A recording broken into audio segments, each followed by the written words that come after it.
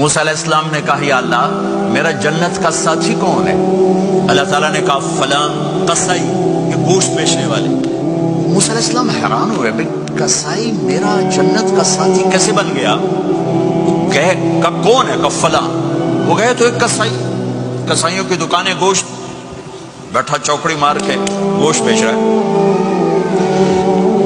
جب وہ فارغ ہوا ایک گوشت کا ٹکڑا اس نے تھیلے میں ڈالا اور گھر۔ موسیٰ علیہ السلام بھی پیچھے، کہنے کہ میں آ جاؤں؟ کہا آ جاؤ۔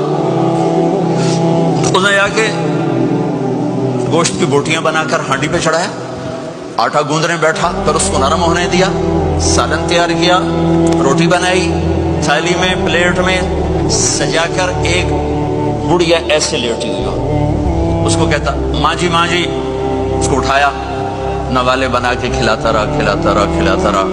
اس نے کہا ہن میری بس، اس نے منہ صاف